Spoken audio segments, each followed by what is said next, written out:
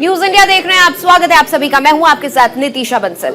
नमस्कार, मैं हूं रमन मंगाई और उत्तर प्रदेश में चुनाव की कवरेज का मतलब न्यूज इंडिया। हर तस्वीर, पहली तस्वीर का मतलब न्यूज इंडिया। और मेरे तमाम सहयोगी हर बूथ से जुड़े हुए हैं और आपको हर तस्वीर सबसे पहले बताएंगे। चुनाव में क्या डेवलपमेंट होता है, कहीं अगर ईवीएम खराब होती है या किसी भी तरह की भी कोई चीज होती है तो सबसे पहली खबर आपको न्यूज इंडिया पर ही मिलने वाली है। और साथ ही साथ विश्लेषण भी करेंगे कि किस तरह से इस फेज में जो चुनाव हो रहे हैं उसका असर आने वाले वक्त में पड़ने वाला है, किसका फायदा किसका नुकसान, क्या मुद्दे काम कर रहे हैं या फिर जनता विकास के मुद्दे पर वोट डाल रही है या फिर जो तमाम मुद्दे पॉलिटिकल पार्टीज ने उठाए उन पर बात की जा रही है। तो 9 जिलों की 55 सीटों में उत्तर प्रदेश में आज मतदान जारी है। तो 55 सीटें तय करेंगे कि आज का जनादेश क्या होगा। 586 प्रत्याशियों पर दूसरे दौर का चुनाव चल रहा है। मतदान के लिए 12,544 मतदान केंद्र बनाए गए हैं। उत्तर प्रदेश में विधानसभा चुनाव का दूसरा चरण है आज और 9 जिलों की 55 सीटों पर आज वोट डाले जा रहे हैं। तो आज मतदान का दिन है और लोगों में उत्साह देखने को बनता है और ये बहुत अच्छी बात है कि आजकल लोग अपने मताधिकार का प्रयोग करने के लिए बेहद जागरूक नजर आते हैं। आप सुबह सुबह ही जाएंगे, पोलिंग स्टेशन जो हैं, पोलिंग बूथ जो हैं, उनकी तस्वीर ही कुछ ऐसी नजर आती है कि आपको वहां फर्स्ट टाइम वोटर भी नजर आएंगे तो आपको वहां 80 साल का बुजुर्ग भी अपने मताधिकार का प्रयोग करते हुए नजर आएगा।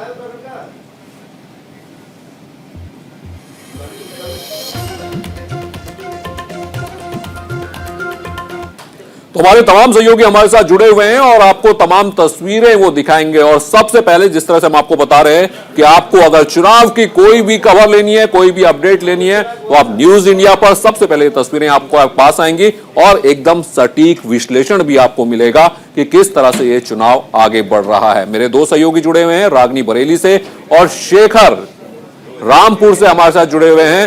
रागनी, इस वक्त क्या तस्वीरें हैं? अब तो अच्छी खासी संख्या में लोग बूथ की तरफ आना शुरू हो चुके होंगे।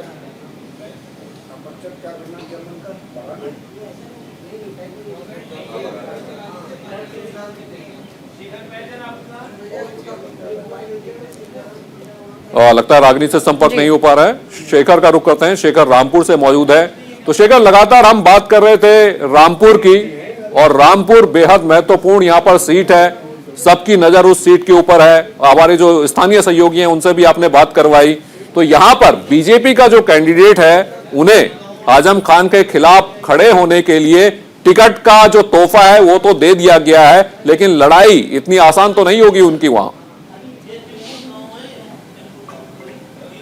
बिल्कुल, इसमें कोई दो राय नहीं है रमन। देखिए, ये जो रामपुर सदर की सीट है जहां से आजम खान खुद चुनाव मैदान में है, बड़ी चीज़ ये है कि यहाँ पर 60% के आसपास मुस्लिम मतदाता हैं। तो ऐसी स्थिति में जो बाकी का 40% का हिंदुआना बचा अगर एक तरफा वोट डालता भी है तो भी उस सिचुएशन में जो समीकरण है वो आजम खान के पक्ष में जाते हैं। और यही बड़ी वजह है कि रामपुर से 9 बार आजम खान विधायक चुने जाते हैं। वो सांसद भी 2019 के चुनाव में चुने गए। तो इसी लिहाज से ये सीट महत्वपूर्ण हो जाती है क्योंकि यहाँ पर जो हिंदू और मुसलमान का पूरा फैक्टर है वो साफ साफ दिखाई देता है। कई लोग हैं जो लगातार आप देखिए मतदान करके वापस बाहर आ रहे हैं और पोलिंग बूथ पर लगातार ये कार्यक्रम जारी है। रमन, आप देखिए, मैं दिखाता हूँ, कई लोग हैं जो सुबह सवेरे वोट डाल करके अपना बाहर आए हैं। हम उनसे बात करने की कोशिश करते हैं। शेखर, जो उंगली में निशान लगता है ना वो जरूर दिखाएगा क्योंकि ये वो निशान है जो लोकतंत्र की खूबसूरत तस्वीर है। हाँ, जरा उंगली का निशान दिखाइए, उंगली का निशान दिखाइए। आप भी दिखाइए, आप इधर दिखाइए कैमरे पे। हाँ, ये देखिए, आप वोट डाला है और जो निशान है वो साफ साफ दिखाई दे रहा है। हाँ, आप बताइए कि क्या है मसले रामपुर के? रामपुर के अंदर कोई कारोबार नहीं है, सिवा रक्षा से अलावा रक्षा साहब चलवाते लोग यहाँ। बस यही कहना है कि मतलब कारोबार होने चाहिए, कारोबार होना चाहिए। आप बताइए, महिलाओं का क्या मसला है? कोई महिलाओं को कोई सुविधाएं नहीं होती हैं और उसके बदले में जैसे अपने कोई कामकाज कोई करे इंसान तो कहाँ करे, कुछ भी नहीं है, घर में बैठे रहो। तो महिला के लिए तो कोई काम तो होना चाहिए। महिला जैसे घर में बैठी रहती है उनके लिए कोई काम होना चाहिए, बस ये सोचता है। ठीक है, तो लोगों को काम चाहिए। जो रोजी रोटी की समस्या है उसको लेकर के लोगों की चिंता है और रामपुर के लोग खासतौर से इस बात का जिक्र कर रहे हैं कि जो मसले हैं वो यही हैं। कुछ लोगों से अभी हमने और भी बात की थी, उनका कहना था कि देश का जो मसला है वही रामपुर का भी मसला है। तो इस तरीके से अलग अलग लोग अलग अलग बातें, इसमें कोई दो राय नहीं है कि वो ये कि वोट विमेन एम्पावरमेंट की बात जिसकी प्रधानमंत्री भी लगातार करते रहते हैं, सरकार लगातार कर रही है, वो वाकई आधी आबादी की आवाज है। रागिनी के पास मैं इस वक्त जाना चाहूंगी। रागिनी बरेली में मौजूद हैं। रागिनी, तकरीबन आधे घंटे से ज्यादा हो चुका है मतदान शुरू हुए, अब आपको क्या तस्वीर नजर आ रही है? लोगों से आपकी कुछ बातचीत हो रही है जो मतदान करके आए हैं? जी देखिए, मेरे साथ मौजूद हैं यहाँ पर जिन्होंने यहाँ पर सुबह सुबह अपना पहला मतदान डाला है। आइए हम उन्हीं से पूछते हैं कि उनका क्या मत है। आपने यहाँ पर आकर सबसे पहले सुबह सुबह अपना पहला वोट डाला है, तो आपका मुद्दा क्या है वोट का? देखिए, जनता जो है बस केवल विकास देखना चाहती है, विकास चाहती है। और क्योंकि अब विकास ऐसा नहीं कि हो नहीं रहा है, विकास लगातार शुरुआत से ही हो रहा है। और दूसरी सरकारें रही हैं, सब जो भी जितनी भी सरकारें, सबने विकास किया। लेकिन अब जो मानसिकता जो चेंज हुई है ना, वो जैसे अब IPL आ गया, एक नया मैच पहले भी होते थे, लेकिन अब IPL का ज़माना है, तेज़ी से विकास आदमी चाहता है, तो उस विकास के लिए हमने वोट किया है। आप अपना वोट चिन्ह दिखाएंगे हमारे चैनल को? जी बिल्कुल बिल्कुल। तो बिल्कुल रागिनी, ये बेहद खूबसूरत तस्वीरें हैं जो कि चुनाव के दिन की तस्वीरें हैं, और ये बहुत गर्व से हम अपना निशान दिखाते हैं कि हमने अपने मताधिकार का प्रयोग किया है, और यही हमारा सबसे बड़ा अधिकार है जो कि हमारे भविष्य को बदलता है, एक अच्छा भविष्य लेकर आता है। शेखर जुड़े हैं हमारे साथ। तो शेखर, दरअसल बात सिर्फ आजम खान की नहीं है, उनके बेटे की भी है, और सबसे बड़ी बात शेखर, मैं देख रहा था कि सबसे ज्यादा आपराधिक छवि वाले जो नेता हैं वो समाजवादी पार्टी ने ही उन्हें टिकट दिया है, और आजम खान उस पर टॉप में है। बिल्कुल, इसमें कोई दो राय नहीं है। टिकट बांटना पार्टी का अपना अधिकार होता है, और हर पार्टी अपनी तरह से कोशिश करती है कि वो किसे टिकट दे रही है वो कैंडिडेट जीत करके आए। और कहीं ना कहीं चाहे वो बीजेपी हो, चाहे कांग्रेस हो, चाहे समाजवादी पार्टी हो, ये सभी पार्टियां जिताऊ कैंडिडेट कौन हो सकता है इसको ख्याल करते हुए अपना टिकट फाइनल करती हैं। और चूंकि आजम खान एक हाई प्रोफाइल नेता रहे हैं, रामपुर से लगातार विधायक चुने जाते रहे हैं, जब जब समाजवादी पार्टी की सरकार रही है वो कद्दावर मंत्री रहे हैं, मुस्लिम चेहरे के तौर पर समाजवादी पार्टी ने उन्हें सामने रखा है, और वो उसमें काफ़ी हद तक कामयाब भी रहे हैं। अपनी तरह से उन्होंने रामपुर की सियासत को प्रदेश में एक मैसेज कन्वे करने वाली पॉलिटिक्स में तब्दील किया है। इन तमाम चीज़ों को लेकर के रामपुर की सीट खास हो जाती है, और यहाँ रामपुर की जो सभी विधानसभाएं हैं वहाँ पर भी मुकाबला दिलचस्प हो जाता है। खास बात यह है कि यहाँ आजम खान के सामने मतलब ये चुनाव त्रिकोणीय है। यहाँ पर जो नवाब परिवार है, जो खानदान है, उसकी तरफ से काजिम अली चुनाव मैदान में है जो कांग्रेस के टिकट पर हैं। दूसरी तरफ आकाश सक्सेना जो वकील हैं और जिन्होंने लगातार आजम खान का बैंड बजाया है, वो यहाँ पर भारतीय जनता पार्टी की तरफ से चुनाव मैदान में हैं। अब्दुल्ला आजम, जिनका आपने जिक्र किया, जो आजम खान के बेटे हैं, वो अपनी सीट जो स्वार है वहाँ पर लगातार चुनाव प्रचार करते आए हैं, और साथ साथ उन्होंने रामपुर में भी वोट मांगा। एक सिंपैथी वोट गेन करने की उन्होंने कोशिश की है। वो रो रो करके वोट मांग रहे हैं और लोगों से ये अपील कर रहे हैं कि देखिए हमने आपके लिए कितना किया और किस तरीके से आप हमारे साथ शेखर और रागिनी लगातार जुड़े हुए हैं। शेखर, लगातार रामपुर में ये देखा जाता है कि नवाब खानदान और आजम खान के बीच कुछ न कुछ टसल चलती ही रहती है। इस बार आजम खान लगातार जीतते रहे हैं, लेकिन इस बार खास बात यह है कि वो जेल में हैं, और इस बार डिजिटल प्रचार होना था, तो क्या इसका असर कुछ पड़ता हुआ नजर आया? कि आजम खान के लिए कुछ मुश्किल नजर आई इस बार? देखिए, आजम खान की मुश्किल कितनी बढ़ी है रामपुर में, ये तो जब नतीजे आएंगे तभी ज़्यादा क्लियर होगा। अगर जीत जाते हैं तो कोई मुश्किल नहीं, बड़े मार्जिन से जीत जाते हैं तो फिर वो एक और बहुत बड़ा काम हो गया उनके हिसाब से, यानी सिंपैथी वोट उनको गेन हो गए। और अगर हार जाते हैं तो जाहिर सी बात है कि सारे समीकरण उनके खिलाफ थे, इसमें कोई दो राय नहीं है। मैं एक आपको वासिक, हमारे सहयोगी हैं स्थानीय, जिनसे हम इस बात की चर्चा करते हैं। वासिक, एक चीज़ बताइए कि ये जो नवाब खानदान और आजम खान के बीच में जो टसल चलती है उसका इतिहास किस तरीके का है? क्यों इतना महत्वपूर्ण हो जाता है रामपुर के लिए आजम खान और नवाब खानदान का ये जंग? ये एक बहुत पहले की जंग है और एक बहुत बड़ी जंग है और एक बहुत पुराने टाइम से चली आ रही है, जो कि अगर बात करें इनकी नवाब काजी मलिक खां की, जो इनके मिक्की मियाँ थे, उनका ही कहना था कि बड़ा वोट मतलब मुझे और छोटा वोट जिस तरीके से कहते थे कि दीवाने को, वही थे। और जो एक बहुत लंबा समय है जो अब आने के बाद जो समय बदलता जा रहा है, तो इतनी इसमें देखने को जो चीज़ें मिली हैं, जैसे कि जो नवाबी गेट थे, जैसे कि अगर बात करें तो वो भी बदलते नजर आए हैं रामपुर में। और बहुत सी चीज़ें ऐसी हैं, जैसे नावेद मियाँ ने अभी इसी चुनाव प्रचार में कहा कि मेरे जो वो था रामपुर का किला, उसे भी तुड़वाने के लिए कहा गया था और मैं बहुत जल्दी स्टे लेकर आया, इसीलिए रोक दिया गया।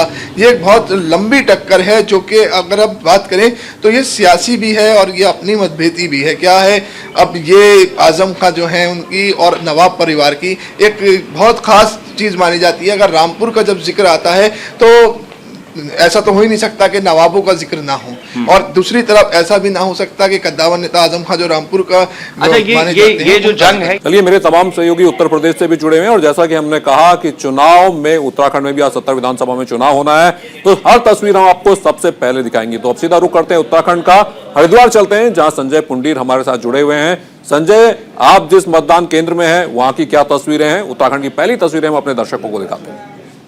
देखिए रमन, निश्चित तौर पर आज उत्तराखंड की 70 विधानसभाओं पर चुनाव होना है और जिसको लेकर तमाम जो तैयारियां हैं, जिला प्रशासन और चुनाव आयोग ने तमाम जो तैयारियां कर ली है। हालांकि इस वक्त हम हरिद्वार की एक विधानसभा ज्वालापुर में है और जिस तरह से कुछ देर बाद यानी 8 बजे यहाँ पोलिंग शुरू हो जाएगा, जिससे पहले अभी मॉक पोलिंग चलाया जा रहा था, क्योंकि कहीं ना कहीं जो मशीन होती है वो भी चेक करनी होती है और इसी को लेकर तमाम जो तैयारियां। हालांकि जो वोटर हैं उन्होंने आना शुरू कर दिया है, अपनी बारी आने का इंतजार कर रहे हैं, लेकिन उससे पहले जो लोग हैं वो तमाम तैयारियां हैं, क्योंकि 8 बजे से चुनाव होना है। तमाम जो तैयारियां हैं वो कहीं ना कहीं पूरी कर ली है और लोगों ने आना भी शुरू कर दिया है। जी रमन।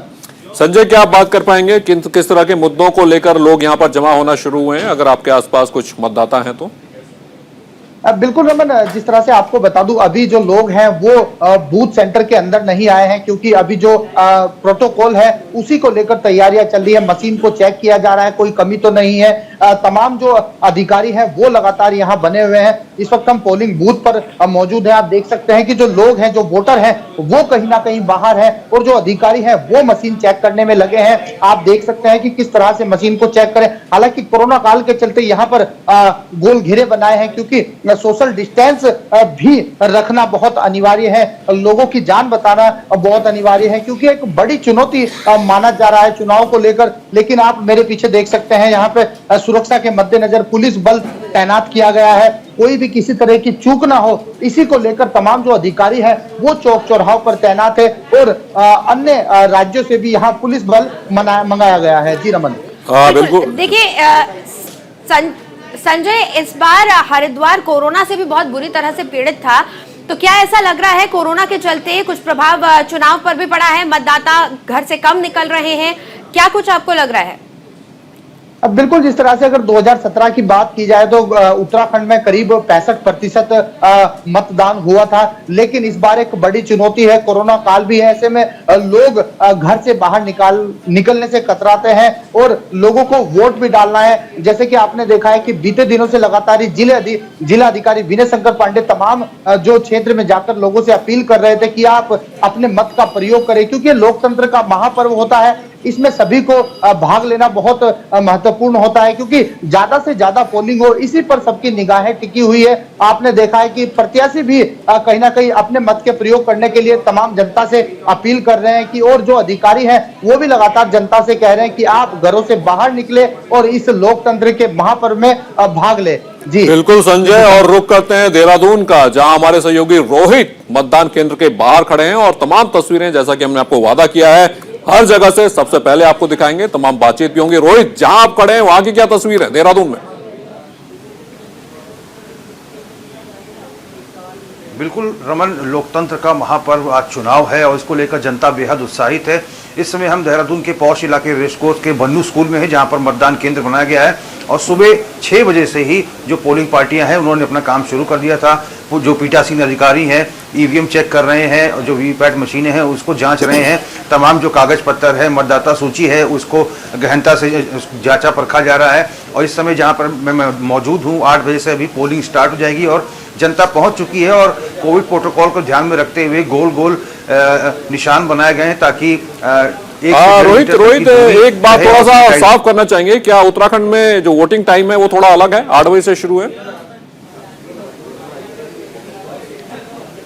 जी रमन, इस बार जो उत्तराखंड में जो वोटिंग टाइम है 8 बजे से लेकर 6 बजे तक जो है वोटिंग टाइम है, ये 10 घंटे का समय है। पहले 5 बजे तक का समय था, लेकिन इस बार चुनाव आयोग ने 5 की जगह 6 बजे तक इस टाइम को एक्सटेंड किया है और 8 बजे से लेकर 6 बजे तक ये 10 घंटे के अंतराल में ये वोटिंग होगी। और जनता पहुंच चुकी है। अभी 15 से 20 मिनट के बाद मतदान शुरू हो जाएगा और लगातार जो है जो पुलिस प्रशासन है वो मौके पे मौजूद है।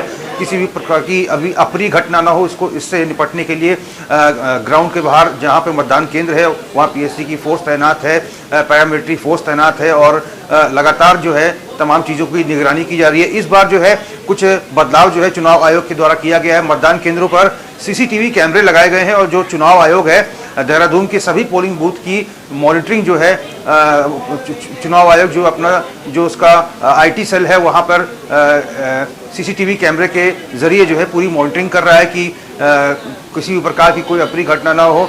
और इसके साथ ही जो पीठासीन अधिकारी या फिर अन्य लोग हैं जिनकी चुनाव में ड्यूटी लगी है, उन्होंने ये भी कहा है कि अगर कोई व्यक्ति ऐसा दिखता है, संदिग्ध लगता है क्या, या फिर ऐसा लगता है कि उसको बुखार है या फिर तबीयत खराब है उसकी, तो इसके लिए पूरा पीपी किट वगैरह भी यहाँ पर मौजूद है। और इस बार चुनाव आयोग के सामने दोनों ही मुश्किलें हैं, कोरोना भी और साथ ही साथ शांतिपूर्ण तरीके से मतदान करवाना।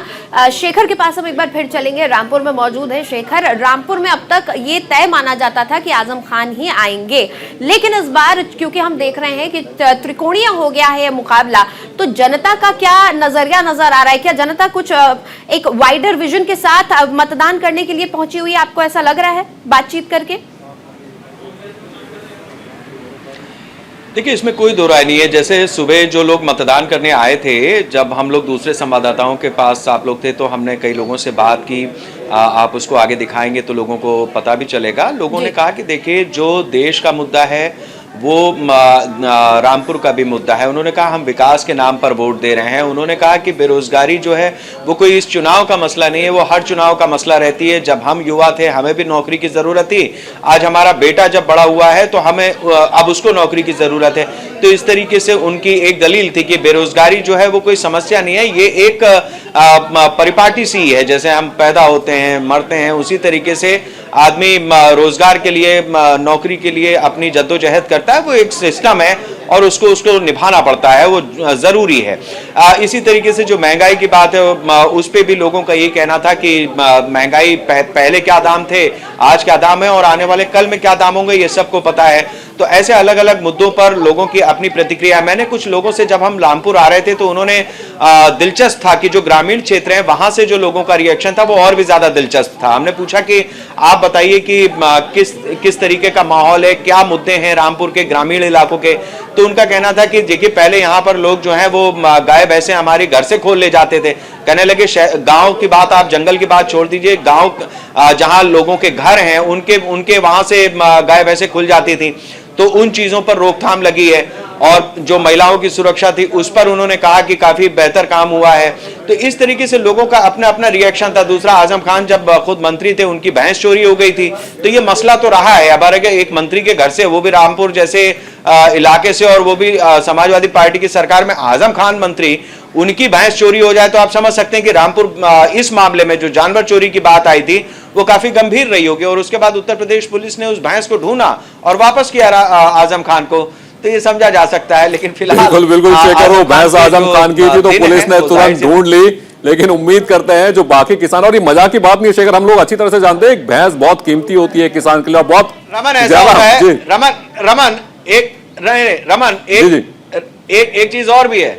अब ये चुनाव देख करके कहा जा सकता है कि जिसकी लाठी उसकी भैंस। बिल्कुल, अब देखना है कि किसकी लाठी में ज्यादा ताकत है और किसकी लाठी बेआवाज हमला करती है। सीधा रागनी का रुख करते हैं। रागनी, आप बरेली में मौजूद है, वहां भी आपकी तमाम लोगों से बात हुई होगी। अभी वोट कैसा चल रहा है, अभी वहां पर लोग आ रहे हैं, किस तरह की तस्वीरें वो दिखा पाएंगे आप उस बूथ की?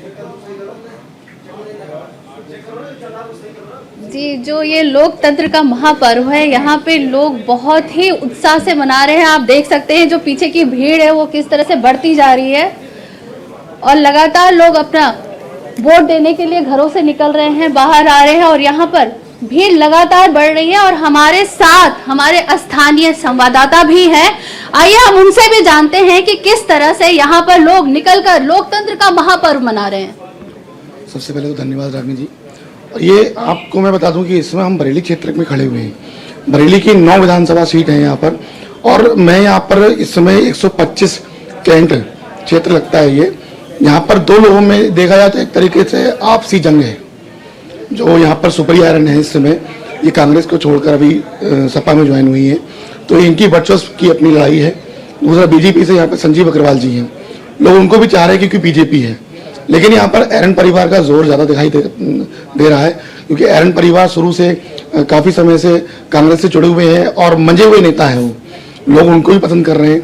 दूसरी बात, बरेली की अगर मैं बात करूँ तो बरेली के अंदर हिंदू मुसलमान का कुछ ज़्यादा रहता है, तो एरन परिवार जो है वो हिंदू मुसलमान को देखते हुए मुसलमान का जो वोट है वो उनकी अपनी तरफ खींचने की पूरी उनकी कोशिश रहती है। लेकिन जितने भी लोग हैं ओवरऑल मिला के देखा जाए तो 2 सीटें यहाँ की बहुत बड़ी हैं। एक तो जहाँ आप इस समय हम लोग खड़े हुए हैं 125 कैंट विधानसभा, दूसरा एक बेथरी क्षेत्र है जो कि बहुत ज़्यादा उसमें फैला हुआ है।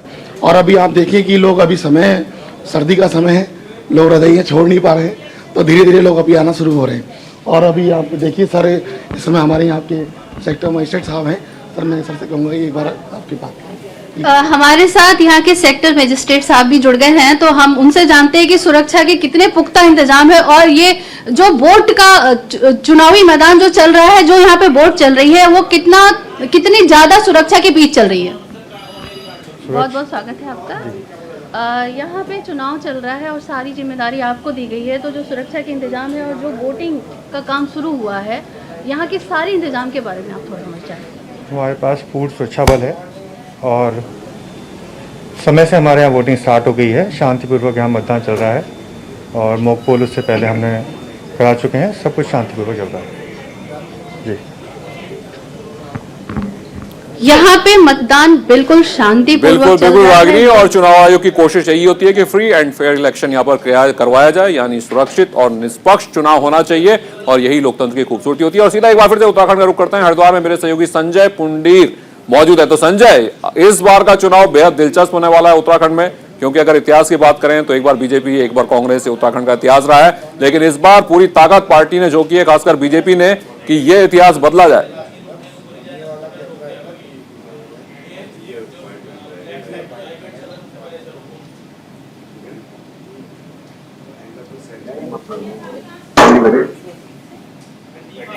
संजय तक हमारी आवाज शायद नहीं पहुंच पा रही है। बहरहाल तमाम तस्वीरें न्यूज इंडिया आपको दिखा रहा है। उत्तर प्रदेश और उत्तराखंड दोनों ही राज्यों से हमने आपको दिखाया अलग अलग पोलिंग बूथों पर क्या स्थिति बनी हुई है। उत्तर प्रदेश में वोटिंग शुरू हो चुकी है। उत्तराखंड में अब से कुछ ही देर बाद, मैं कहूंगी कुछ ही मिनट बाद, वोटिंग शुरू होने जा रही है। तमाम सुरक्षा व्यवस्थाओं का आखिरी बार जायजा लिया जा रहा है। ईवीएम मशीन्स को चेक किया जा रहा है ताकि 8 बजे जब वोटिंग शुरू हो तो मतदाताओं को कोई दिक्कत ना आए।